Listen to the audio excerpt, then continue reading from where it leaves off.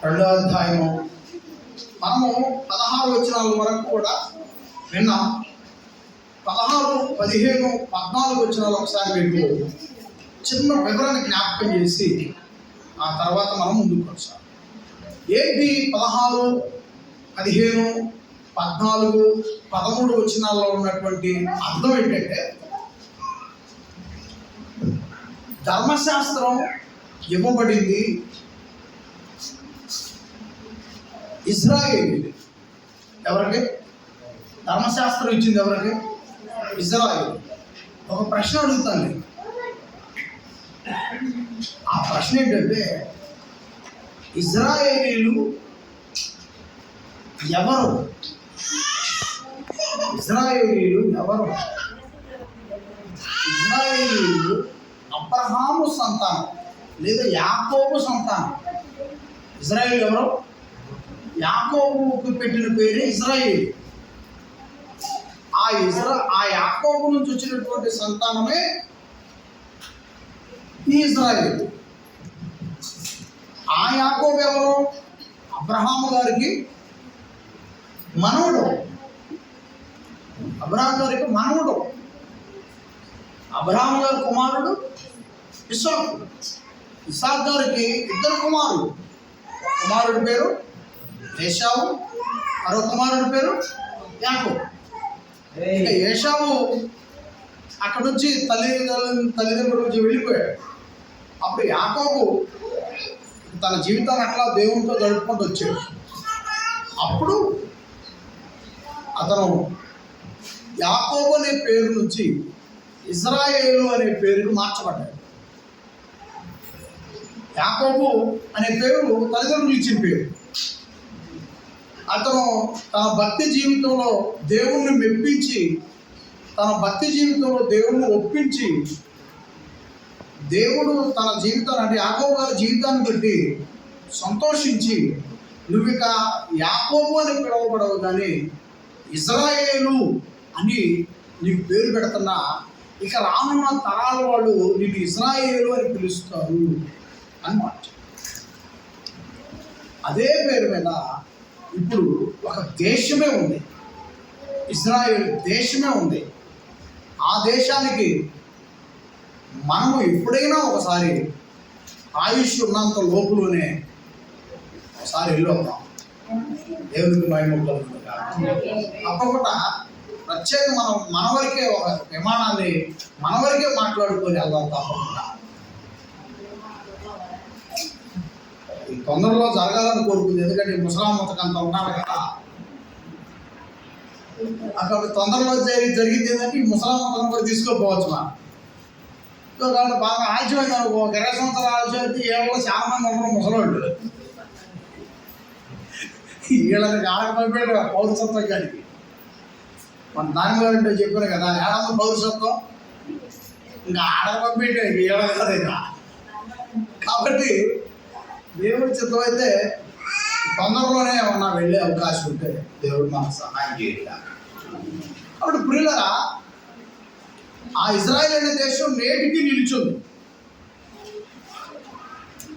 ఆ ఇజ్రాయేలీలు అనేటువంటి ప్రజలకి దేవుడు ఇచ్చినటువంటి ధర్మశాస్త్రం, చాలా నియమాలు, పద్ధతులు, బాగా బతకండి, ఈ ధర్మశాస్త్రాన్ని వెంబడిస్తే దేవునికి మీరు నచ్చిన వాళ్ళుగా ఉంటారు, దేవుని మీరు మెప్పించే వాళ్ళుగా ఉంటారు అని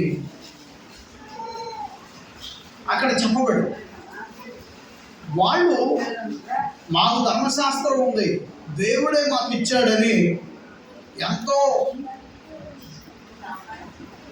గర్వంగా ఉండేవాళ్ళు. అంటే సరే, మేము ధర్మశాస్త్ర ప్రకారం జీవిస్తాం, దేవుడు మాకు ఇచ్చినటువంటి ఆజ్ఞలు అవి మోషే గారి ద్వారా ఇచ్చాడు ఆజ్ఞల్ని, ఆ ఆజ్ఞలు దేవుడే మాకు ఇచ్చాడు కాబట్టి మేము దాని ప్రకారంగా జీవిస్తాం, ఇక మేము ఏ ఒక్కరి బోధలు వినాల్సిన అవసరం లేదు, మాకు ఆ ధర్మశాస్త్రం ఒకటి మేము పాటిస్తే చాలు, మేము పరలోకాన్ని చేరుకుంటాం అనేటువంటి ఒక గుడి అయిన నమ్మకం వాళ్ళలో కలిగి ఉన్నట్లుగా మనం చూస్తాం. అయితే ఒకటి, వాళ్ళు యేసు ప్రభు వచ్చిన తర్వాత వాళ్ళ గురించి చెప్పినటువంటి విధానం ఏంటంటే, మీరు ధర్మశాస్త్రం ఉన్న మాకు మీ బోధ అంటే యేసుక్రీస్తు అయిన మీ బోధ మేము వినాల్సిన అవసరం మాకు లేదు అని రుడిగా చెప్తున్నారు. అయితే యేసుక్రీస్తు వాళ్ళకి ఏం చెప్పాడంటే, మీరు పెదవులతో మాత్రమే దేవుణ్ణి ఆరాధిస్తున్నారు, మీ హృదయం దేవునికి. మీరేమనుకుంటున్నారు? మాకు ధర్మశాస్త్రం ఉంది, మా ధర్మశాస్త్రం మా హృదయంలో ఉంది, మా హృదయం దేవుడితో ఉంది, ఇక యేసుక్రీస్తు అని నీ బోధ మేము వినాల్సిన అవసరం మాకు లేదు అని కరాఖండిగా వాళ్ళు ఖచ్చితంగా చెప్తున్నారన్నమాట. అప్పుడు యేసుక్రీస్తు ఏం చెప్పాడంటే వాళ్ళకి, మీరు ఈ ధర్మశాస్త్రం మీ హృదయంలో ఉందనుకుంటున్నారు, కానీ ఒకవేళ ధర్మశాస్త్రం మీ హృదయంలో ఉండుండొచ్చేమో, కానీ ధర్మశాస్త్రం ప్రకారంగా మీ జీవితం అయితే లేదు కాబట్టి ఇప్పుడు చెప్పాడు యేసుక్రీస్తు వాళ్ళకి, ధర్మశాస్త్రం మీ హృదయంలో ఉంది, మేము ధర్మశాస్త్రం ప్రకారంగా జీవిస్తున్నామని మీరు అనుకుంటున్నారు, కానీ ధర్మశాస్త్రం మీ హృదయంలో ఉన్నా కానీ మీ హృదయం దేవునికి దగ్గరగా మాత్రం ధర్మశాస్త్రానికి సంబంధించిన విధంగా నీ ప్రవర్తన మాత్రం లేదు, మారిపోయింది అని. ఈ రోమపత్రిక అంతా అదే. క్రీస్తుని దగ్గర చేయాలి, ప్రజల్ని క్రీస్తుకు దగ్గర చేయాలి. ఇప్పుడు ఈ ధర్మశాస్త్రాన్ని మీరు ఆలోచించుకొని ఇప్పుడు మనకు బయట ఉన్న ప్రజలను కూడా మనం తీసుకోవచ్చు. ఇక్కడ ధర్మశాస్త్ర విషయంలోనేమో ఇజ్రాయేలీని తీసుకోవచ్చు, అన్ని జనుల విషయంలోనేమో బయట ఉన్న పరిస్థితులను తీసుకోవచ్చు. బయట ఉన్న ప్రజలు కూడా ఒకప్పుడు బయట ఉన్న ప్రజలు కూడా ఏం చెప్తారు, మేము పలానా దగ్గరికి వెళ్తే జరగమంటే పలానా జరుగుతున్నాం, ఇక మేము యేసుక్రీస్తు దగ్గరికి రావచ్చు. ఉదాహరణకి ఇప్పుడు బయట ఉన్న మనిషి ఉన్నాడు, బయట ఉన్న మనిషి అన్ని అలవాట్లలో ఉంటాడు, అన్ని పద్ధతుల్లో ఉంటాడు, లోక ఆచారాలు అన్నిటిలో ఉంటాడు. ఈ అన్నిటిలో ఉన్న మనిషి, ఈ అలవాట్లు అన్నిటిలో ఉన్న మనిషి మరలా అతను ఏదైతే ఇష్టపడుతున్నాడో దాని పేరు చెప్తాడు.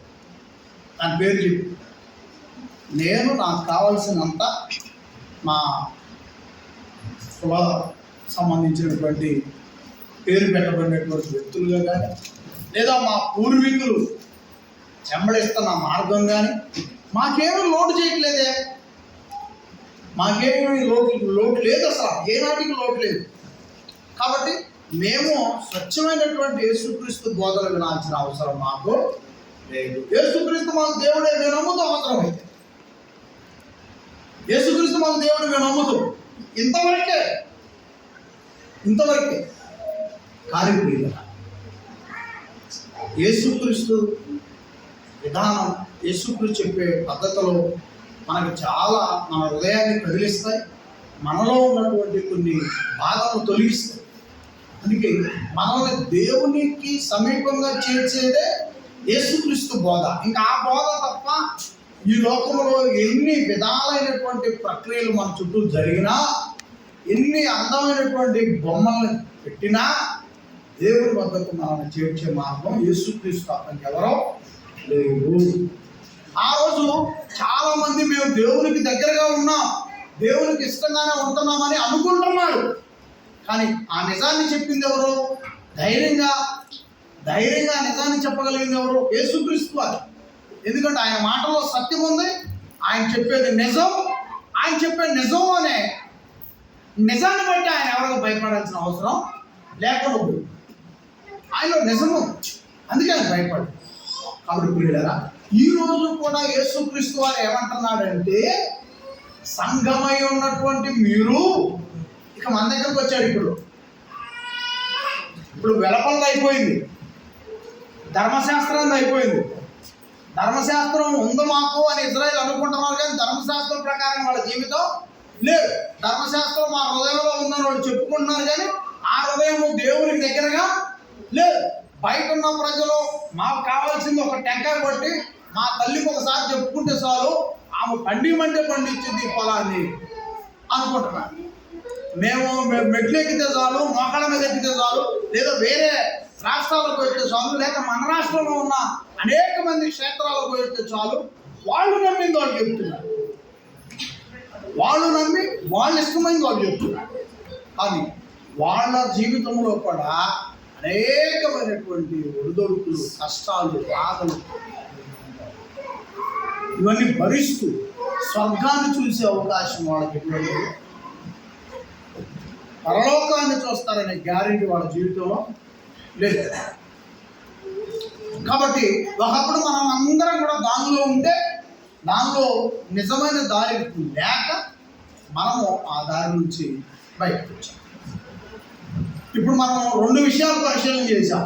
ఒకటి, ధర్మశాస్త్రం కలిగి ఉన్న ఇజ్రాయేలీలు, ధర్మశాస్త్రం కలిగి ఉన్న ఇజ్రాయేలీలు దేవుడు మాతో ఉన్నాడని వాళ్ళు అనుకుంటున్నారు.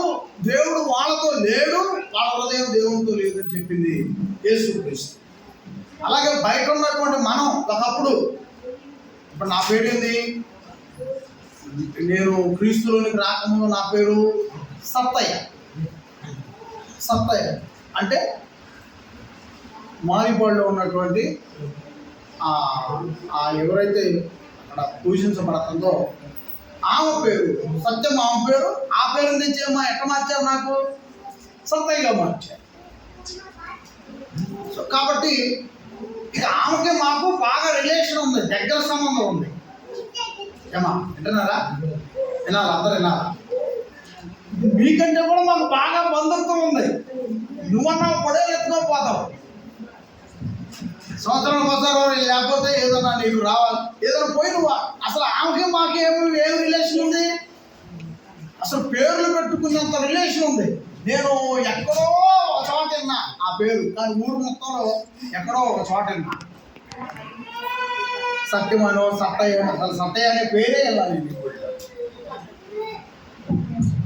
అబద్ధం ఆడో సత్య హరిశ్చంద్రుడిని ఆ సత్యం అనే పేరు పెట్టుకున్నాను తప్ప, వాస్తవం చెప్పాలంటే ఎవరు పెట్టుకున్నోడు కూడా లేరు ఇక్కడ. కానీ నాకు చిన్నతనంలోనే ఆ పేరును పెట్టి ఆ బంధం మాకు అలాంటి బలమైన బంధం ఉందని, కానీ ఆ బంధం వల్ల పెట్టిన పేరు వల్ల ఏమైనా సత్యం గురించి తెలిసిందా, నిజమైన మార్గంలో వెళ్ళగలిగామనంటే ఎటువంటి అవకాశం లేదు. కాబట్టి ధర్మశాస్త్రం కలిగిన వాళ్ళ జీవితంలో నిజం లేదు. పేరు పెట్టబడిన మా కులాలకు సంబంధించో, లేకపోతే మా వర్గాలకు సంబంధించో, లేదా మా పూర్వం మా తాతలకు సంబంధించిన ఆమె ఆ విధమైన పేర్లు పెట్టినా మాకు సంబంధం లేదు, మాకు ఎటువంటి మేలు లేదు. ఇప్పుడు ఆ రెండు కాదు అనుకుని ధర్మశాస్త్రము మనకు తెలియని విషయం, లోకంలో ఉన్న పరిస్థితులు తెలిసినా వద్దనుకొని వచ్చాం. ఇప్పుడు మనకు తెలిసింది యేసుక్రీస్తు బోధలో మనం ఇష్టపడింది, మనల్ని ఆకర్షించింది వాక్యం దగ్గరకు వచ్చాం. వాక్యం దగ్గరకు వచ్చినప్పుడు ఇక్కడ నుంచి చెప్పబడ్డ ప్రతి మాట కూడా మనందరి కోసమే. ఇప్పుడు ఇక్కడ నుంచి మనం వినే ప్రతి మాట కూడా మనకు సంబంధించిందే. నువ్వు మత్తులో ఉంటే నీకేం ఎక్కదు, మిత్రమంతుల మీద ఉంటే నీకేం ఎక్కదు, ఇళ్ళ దగ్గర ఆలోచనలు ఉంటే నీకేం ఎక్కదు. సో కాబట్టి నువ్వు చాలా జాగ్రత్తగా వింటే కానీ నీకు ఇప్పుడు ఉన్నటువంటి విషయాలు మాట్లాడు. ఏమని చెప్తున్నాడు? 17వ వచనం చదవండి అందరూ. నేను బైబిల్ నేను అందరూ తీసి బైబిల్ అక్కడ ఉన్నా నేను చెప్పి అట్లా ఉన్నాయో లేవో చూడండి.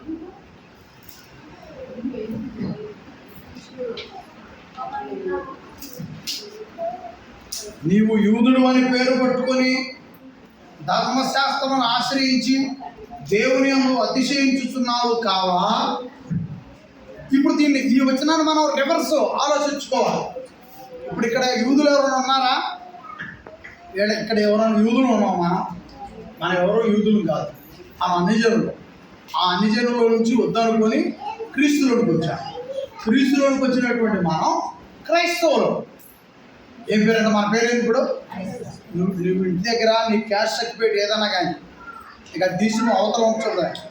ఈ లోపల క్రీస్తులోనికి వచ్చి బాప్తిస్మం పొందిన తర్వాత మనందరూ కూడా క్రైస్తవులు అని పిలువబడతాం.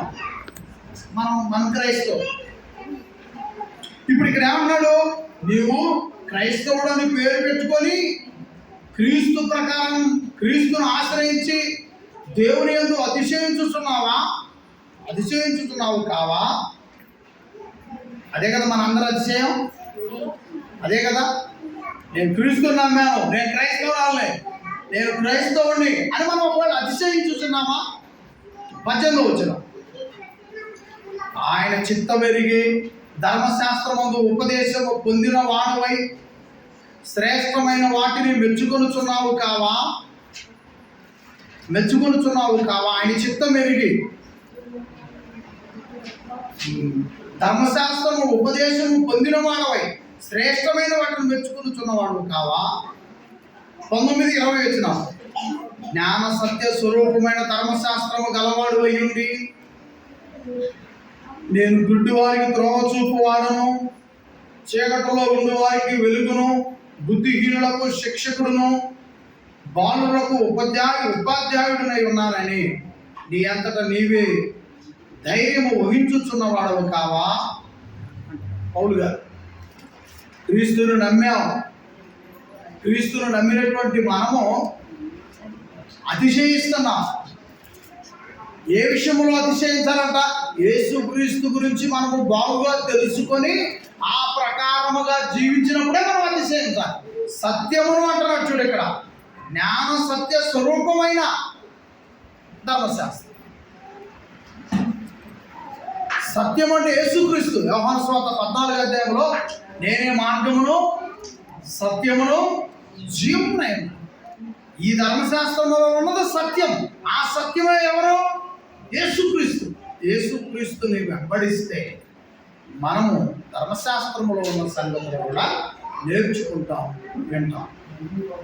అందుకని పౌలు గారు అంటున్నాడు, జ్ఞాన సత్య స్వరూపమైన ధర్మశాస్త్రం గలవాడయ్యండి నేను గుడ్డివారికి త్రోవ చూపువాడను, చీకటిలో ఉండే వారికి వెలుగును, బుద్ధిహీనులకు శిక్షకులను, బాలులకు ఉపాధ్యాయుడినే ఉన్నానని నీ అంతటా నీవే ధైర్యం వహించుకుంటున్నావా?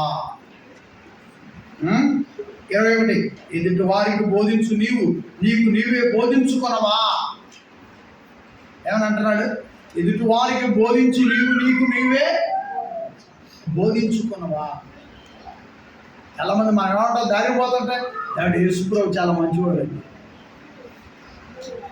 నువ్వు చేయలేకపోతే నువ్వేమంటావు? యేసుప్రభు చాలా మంచివాడు. బోధిస్తున్నాం మనం ప్రభు గురించి,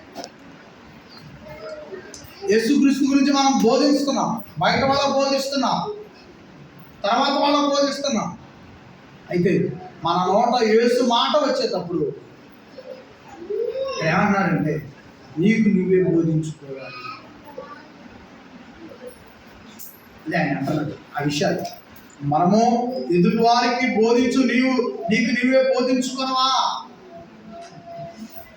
ప్రశ్న మనల్ని ప్రశ్నిస్తుంది బైబిల్. ఎందుకు? ఎదుటివారు నీకు నీవే బోధించుకున్నవా అన్న మాట ధర్మశాస్త్రాన్ని వెంబడించిన వాళ్ళు ఎవరు కూడా వాళ్ళు బోధించుకోవాలా.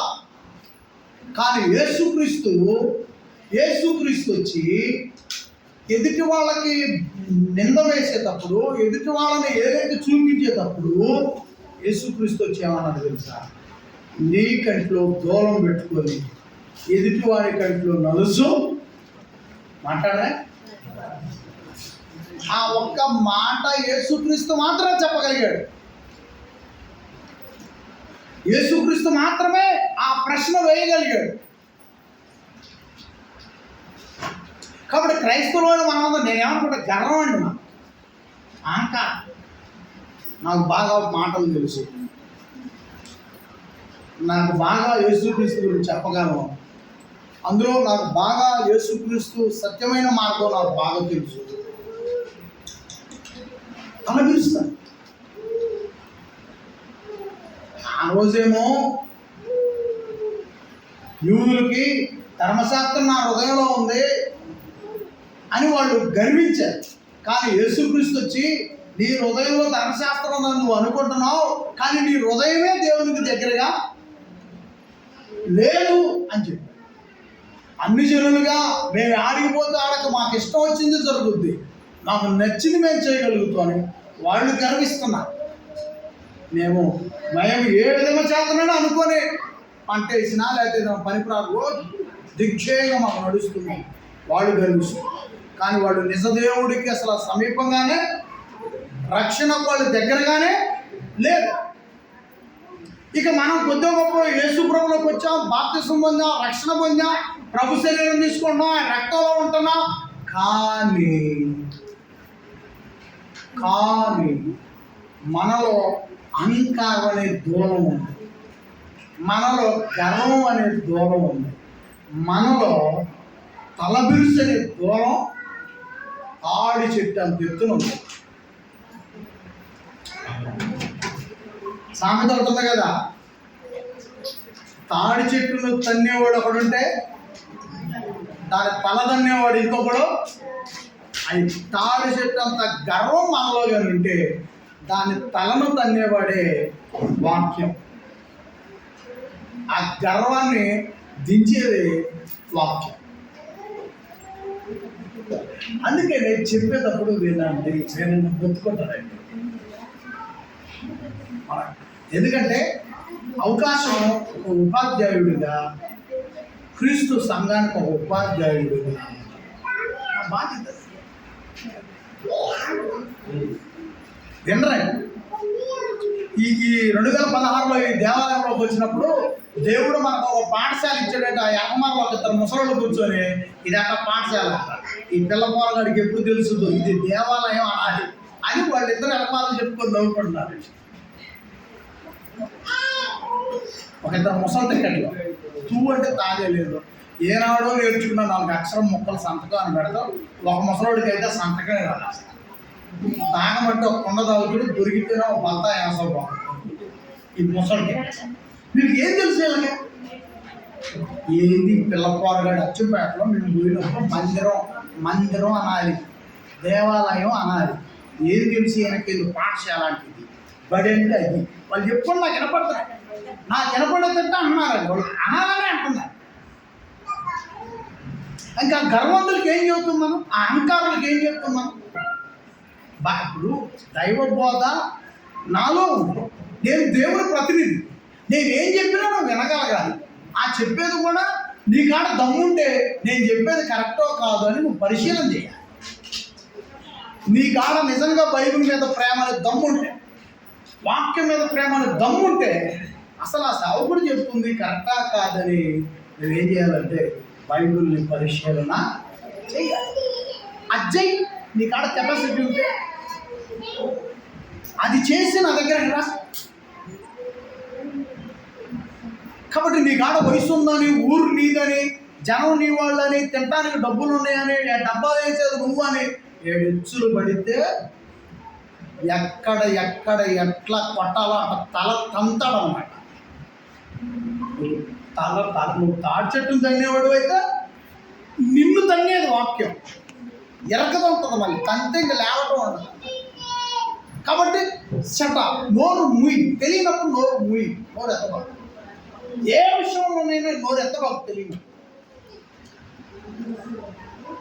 ఏమంటున్నారు ఇక్కడ పౌలు గారు? నేను బాలురులకు ఉందా మాట ఉపాధ్యాయుడని. చదవండి రా, బైబిల్ తీయండి రా, చదవండి. ఎదుటివానికి 21వ వచనం, ఎదుటివానికి బోధించు, నీవే బోధించుకొనవా? చీకటిలో ఉండు వారికి వెలుగును, బుద్ధిహీనులకు శిక్షకుడును, బాలురులకు చదవాల మాట పెద్దగా చదవాల, బాలురులకు ప్రభువు గారు చదవమ్మా, పెద్దగా చదువు. బాలురులకు ఉపాధ్యాయుడు అంటే ఏంటి అర్థం? గురువు. ఇక్కడ ఎవరైనా కొద్ది జ్ఞానం కూడా చెప్పండి. ఉపాధ్యాయుడు అంటే అర్థమైంది గురువు.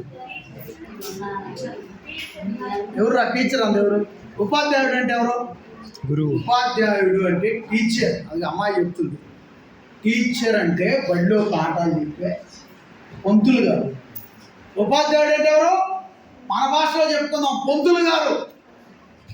అర్థమైందా? అక్కడ నేర్పే ఆయన అక్కడ బడిలో ఉపాధ్యాయుడు అయితే ఇక్కడ నేర్పే ఆయన కూడా మాట్లాడాల. అది గ్రామానికి సంబంధించిన బడైతే, ఇది సంఘానికి సంబంధించిన, అతను పిల్లలకు సంబంధించిన పొంతులైతే ఇతను సంఘానికి సంబంధించిన. మాట్లాడరే? ఇప్పుడు చెప్పండి, ఇది పరలోకపు పాఠశాల. ఇక్కడ పరలోకపు సంగతులు నేర్పించబడతాయి. నీకేం తెలుసా నోరు మీద ఉడుతున్నావు? ఏం తెలుసా నువ్వు వాగి ఆ రోజు పాపం మూట కట్టుకున్నావు? ఈ చిన్నవాడి మీద అంతా పెద్ద పెద్ద బండలు విసిరేసారే, హృదయం తట్టుకోవద్దా? ఆ గుండె తట్టుకోవద్దా? ఉరేసుకొని చచ్చిపోయే పనులండి చేసి. పాపం తాళచెరులో ఫాదర్ సోమవారం ఒక ఆయన అట్నే ఉరేసుకొని చచ్చిపోయినట్టు ఎలాంటి వాళ్ళు దెబ్బ తట్టుకోలే. మన ఈ మధ్యకాలంలోనే 4 నెలల క్రితం తెలుసా ఈ విషయం కన్నా? తెలుసా మీకు తాళచెరు? మీకు మీ అక్కలు చెప్పలేదా?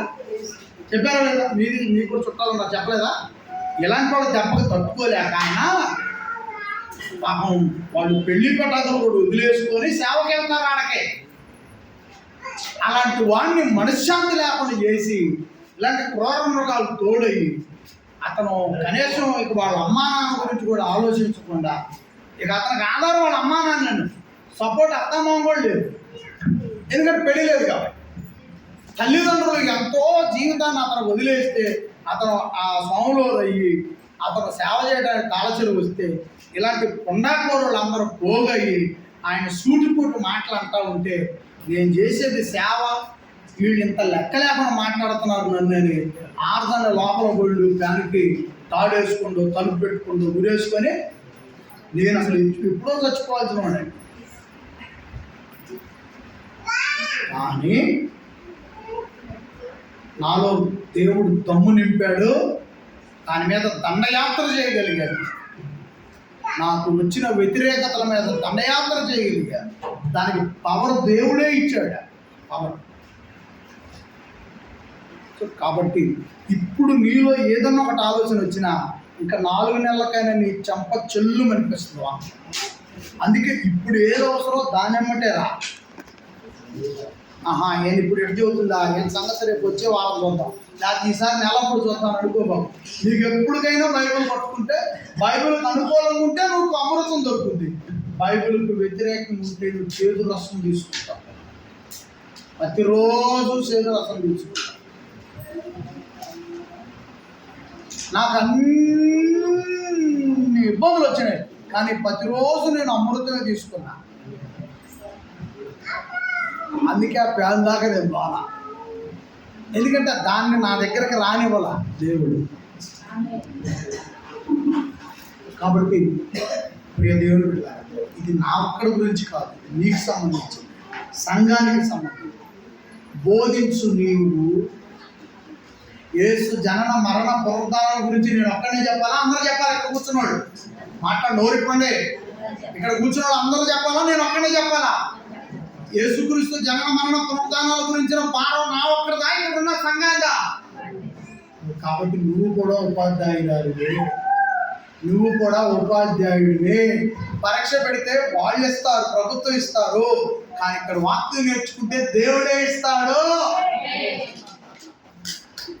దేవుడే ఇస్తాడు ఉపాధ్యాయ పదవి. వాళ్ళకి 60 ఏళ్ళకి ఇక మీ పని అయిపోయింది, కూర్చొని లేవని ఇంటికి పోబడ్డారు. కానీ మనకి కళ్ళు సేపుడికి మొత్తం అంటే చావుకి వచ్చేపుడికి వస్తాను కదా. యేసు గురించి చెప్పే ఉపాధ్యాయులు మనం. మనకు రిటైర్మెంట్ ఉందా? రిటైర్మెంట్ ఉందా? మరి నీకు ఏమర్థమైంది? మాట విమర్శించేది ఆలోచించు. అది ఏనాడో 6-7 ఏళ్ల క్రితం వాగిన డైలాగ్, కానీ ఈ మాట ఇప్పుడు అది గుర్తు చేసిందే లేదా? ఎప్పటికీ పోదండి. ఒకసారి వాగివంటే ఏదో అంటారు కదా, జారిన మాట ఇంకెప్పటికి దానికి ముందు ఇంకో కనెక్షన్ ఏదో ఉంది. అది 70 మర్చిపోవచ్చు అంట, కానీ నోటి మాట ఎప్పటికీ మర్చిపోదు. అందుకనే మనము జీవించినంత కాలం సంఘంలో ఉండక తప్పదు. సంఘంలో ఉన్నంత కాలం మన పదాలు చాలా వండర్ఫుల్గా ఉండాలా. మన పదాలు సేవకుడిగా ఉన్న మాకు ప్రోత్సాహాన్ని ఇచ్చేటట్టు ఉండాలా. దేవుడు వాక్యానుసారంగా ఉండాలి. ఇక్కడ వాక్యానుసారంగా ఉండాలి.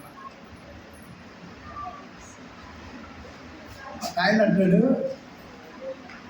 నేను అంతకుముందు దానిగారు ఇంటో చెప్పాను, ఆయన పేతురు యోహాను గారు ఇద్దరు కూడా దేవాలయం దగ్గర యేసు నామంలో చేయబట్టుకుంటే అతని కాళ్ళు వచ్చాయి. కానీ ఈరోజు నేను పట్టుకుంటే ఎవరు కాళ్ళు. కానీ ఆ రోజు ఆ శక్తిని ఇచ్చినటువంటి నామమే ఇప్పటికీ నాతో ఉంది, మనందరితో ఉంది.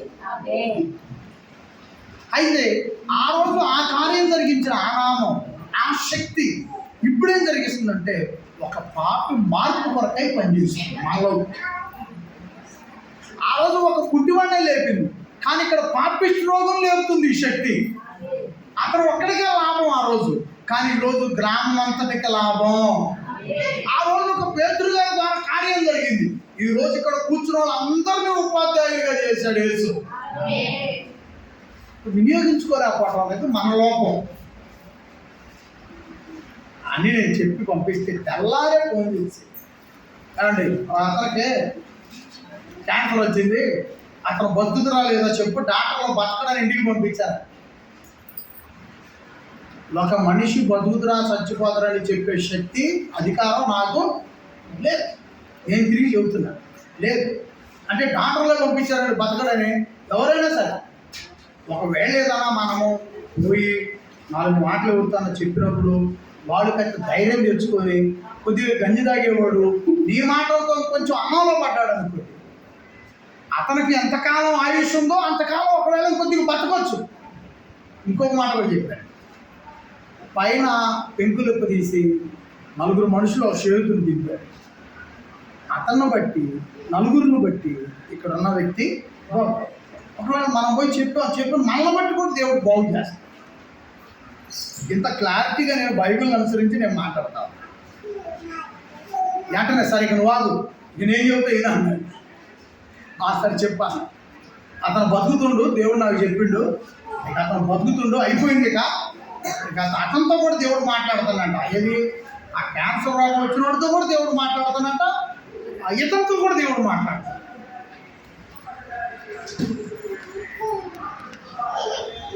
బైబిల్ చెప్పండి అబద్ధాలు వాక్యసం పోయిన నోట అబద్ధాలు చెప్పరు. యేసుక్రీస్తు ఒక పేతురు గారితో లాస్ట్లో మాట్లాడి, పౌలు గారితో బైబిల్ అయిపోయేదాకా, బైబిల్ ఎప్పుడైతే సమస్తం అని చెప్పబడిందో ఆ తర్వాత ఎవరితో కూడా మాట్లాడే పరిస్థితి లేదు. ఇప్పుడు దేవుడు మనతో మాట్లాడాలనుకుంటే బైబిల్ చదువుకోవాలి, దేవుడితో మనం మాట్లాడాలనుకుంటే ప్రార్థన. ఇది తప్ప ఏది చెప్పినా అబద్ధమే, ఇది మోసం. దానిలో నిజం లేదు, దానిలో నిజం లేదు. అదేనండి దేవుడు చెప్పిండే నేను చెబుతుంటే నువ్వేందని అనమాట. సరే అతను బతుకుతున్నా నువ్వు చెబుతున్నావు కదా, ఇప్పుడు సత్తాపల్లి వెళ్తాను అంటున్నావుగా, తిరిగి ఇంటికి వస్తానని నీ గ్యారెంటీ ఉందా? లేదు నాకు తెలియదా. ఇది నీకే గ్యారెంటీ. మరి ఇతరులు ఎట్లా చెప్తావు నువ్వు? వాడు ఏదైనా వారంలో చచ్చిపోతే మోసం చేసినట్టే కాదు కుటుంబాన్ని. అవునా? ఒకవేళ బతికాడు అనుకో, కన్నులు వచ్చినాయి అనుకో, ధీరుడు అనుకో, అతను నమ్మకస్తుడు అయితేనే ఉంటాడు నమ్మకంగా. ఒకవేళ నమ్మకం లేనాడైతే మళ్ళీ ఏం చేస్తాడు? ఏదో 90 ముందేస్తాడు, నాకు నిద్ర రావట్లేదంటే మళ్ళీ దోమ బతికితే.